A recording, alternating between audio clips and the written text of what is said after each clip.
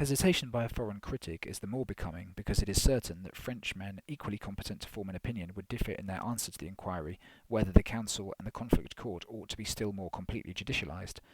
The constitution of the Council of State and of the Conflict Court may suggest to a foreign critic that while neither of these bodies may be greatly influenced by the ministry of the day, they are more likely to represent official or governmental opinion than are any of our English tribunals.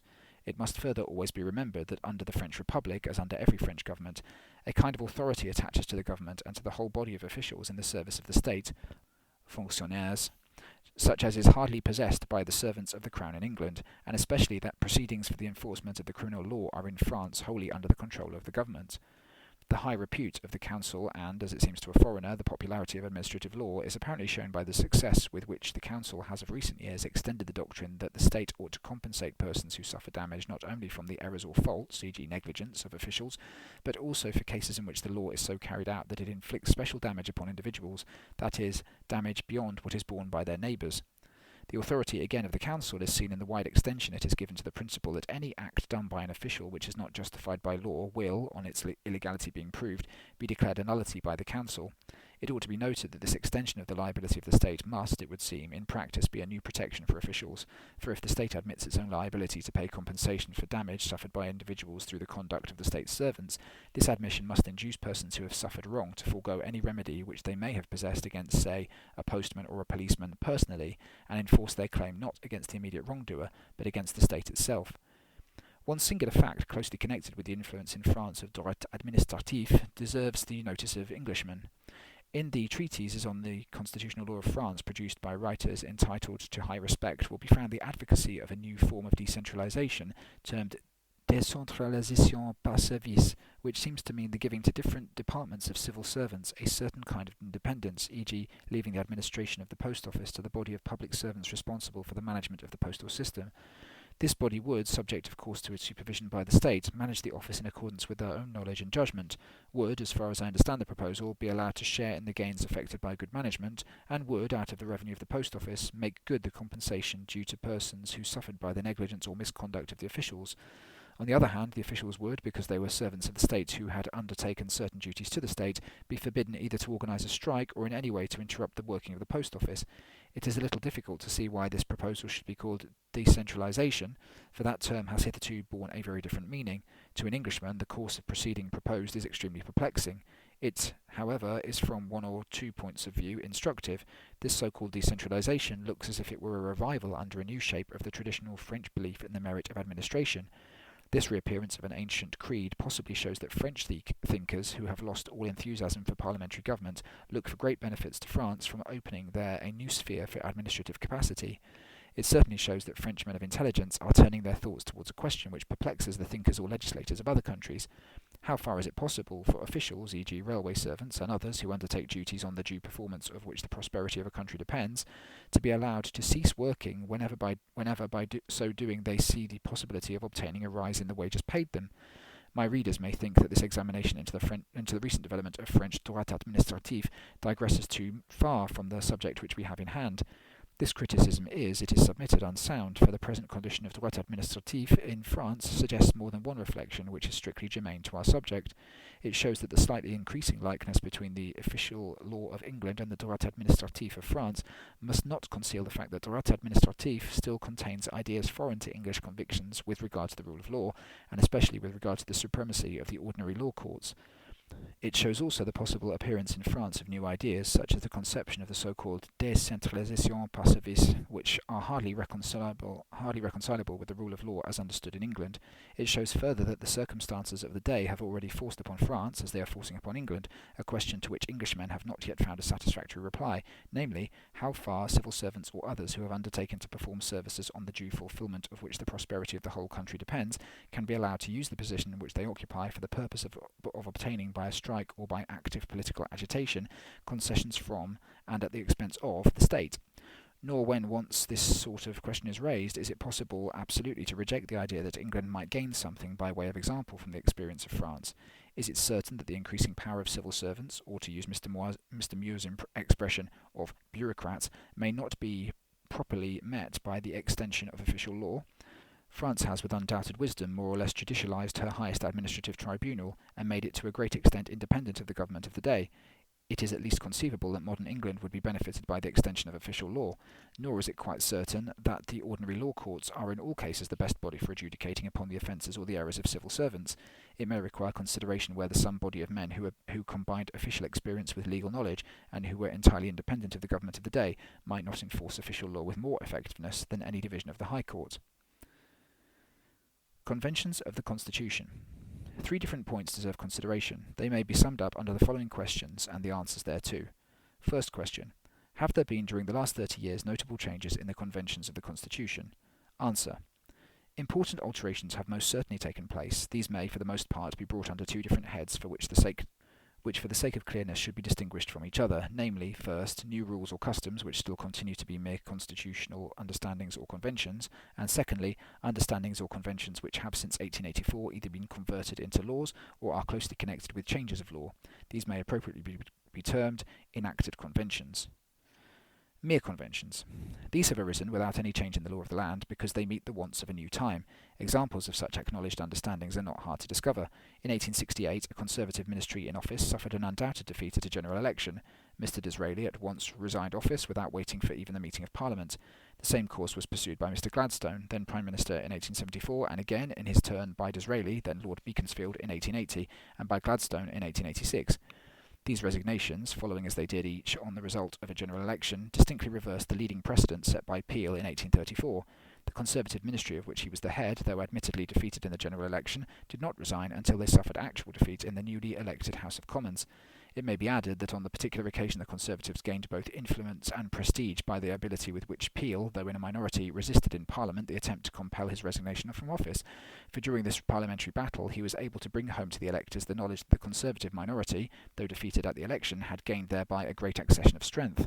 Peel also was able to show that while he and his followers were prepared to resist any further changes in the Constitution, they fully accepted the Reform Act of 1832, and while utterly rejecting a policy of reaction, were ready to give the country the benefits of enlightened administration. The new convention, which all but compels a ministry defeated at a general election to resign office, is, on the face of it, an acknowledgement that the electorate constitutes politically the true sovereign power. It also tends to convert a general election into a decision that a particular party shall hold office for the duration of the newly elected Parliament and, in some instances, until the election of a particular statesman as Prime Minister for that period.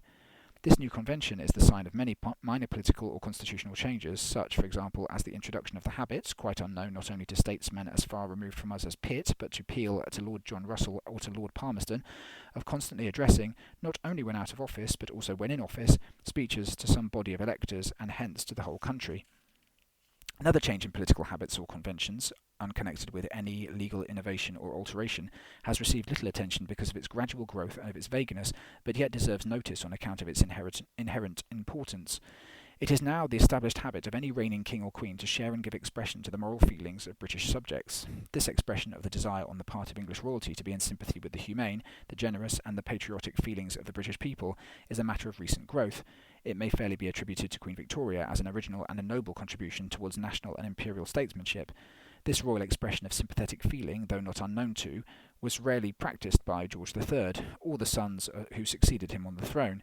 It belongs to, but has survived, the Victorian age. It has indeed received since the death of Victoria a wider extension than was possible during a great part of her long reign. On such a matter, vagueness of statement is the best mode of enforcing a political fact of immense weight, but incapable of precise definition. At the moment when the United Kingdom is conducting its first great imperial war, it is on many grounds of importance to remember that the king is the typical and the only recognised representative of the whole empire.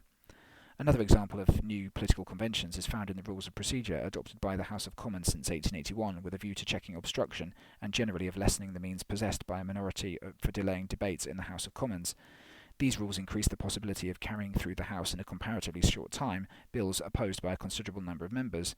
That the various devices popularly known as the closure, the guillotine, and the kangaroo have enabled one government after another, when supported by a disciplined majority, to accomplish an amount of legislation which, but for these devices, could not have been passed through the House of Commons, is indisputable. Whether the price paid for this result, in the way of curtailment and discussion, has been too high, is a question which we are not called upon to consider. All that need here be said is that such rules of procedure are not in strictness laws, but in reality are customs or agreements assented to by the House of Commons. Enacted conventions. By this term is meant a political understanding or convention which has by Act of Parliament received the force of law, or may arise from a change of law. The best examples of such enacted conventions are to be found in some of the more or less indirect effects of the Parliament Act 1911. 1. The Parliament Act in regard to the relation in legislative matters between the House of Lords and the House of Commons goes some way towards establishing in England a written, or more accurately speaking, an enacted constitution, instead of an unwritten, or more accurately speaking, an unenacted constitution. 2. The Act greatly restrains, if it does not absolutely abolish, the use of the royal prerogative to create peers for the purpose of swamping the House of Lords, in order to force through the House a bill rejected by the majority of the peers. Such exercise of the prerogative has never but once, namely under Queen Anne in 1712, actually taken place. The certainty, however, that William IV would use his prerogative to overcome the resistance of the House of Lords in 1832 carried the Great Reform Act. The certainty that George V would use the same prerogative carried the Parliament Act 1911.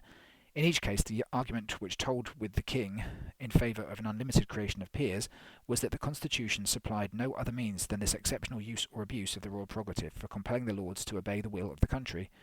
The Parliament Act deprives this argument of its force. Any king who should in future be urged by ministers to swamp the House of Lords will be able to answer, if the people really desire the passing of a bill rejected by the House of Lords, you can certainly in about 2 years turn it into an Act of Parliament without the consent of the Lords. The Parliament Act cuts away, then, the sole ground which in 1832 or in 1911 could justify or even suggest the swamping of the House of Lords. 3. Under the Parliament Act it may probably become the custom that each Parliament shall endure for its full legal duration, i.e. for nearly the whole of 5 years, for a student of the Act must bear in mind 2 or 3 known facts.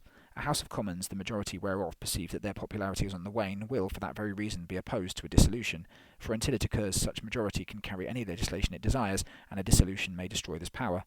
The payment to all unofficial MPs of a salary of £400 a year may induce many MPs who belong to a parliamentary minority to acquiesce easily enough in the duration of a parliament which secures to each of them a comfortable income. Between the Revolution of 1688 and the year 1784, few, if any, dissolutions took place from any other cause than either the death of a king, which does not now dissolve a parliament, or the lapse of time under the Septennial Act, and during that period the Whigs, and notably Burke, denied the constitutional right of the king to dissolve parliament at his pleasure.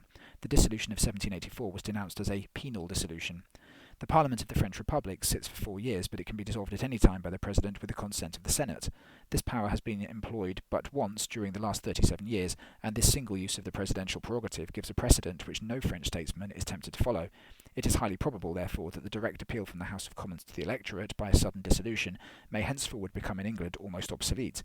Yet this power of a Premier conscious of his own popularity, to destroy the House of Commons which put him in office, and to appeal from the House to the nation, has been treated by Bagehot as one of the features in which the Constitution of England excels the Constitution of the United States. 4. The Parliament Act enables a majority of the House of Commons to resist or overrule the will of the electors, or, in other words, of the nation. That this may be the actual effect of the Act does not admit of dispute. That the Home Rule Bill was strenuously opposed by a large number of the electorate is certain. That this bill was hated by a powerful minority of Irishmen is also certain.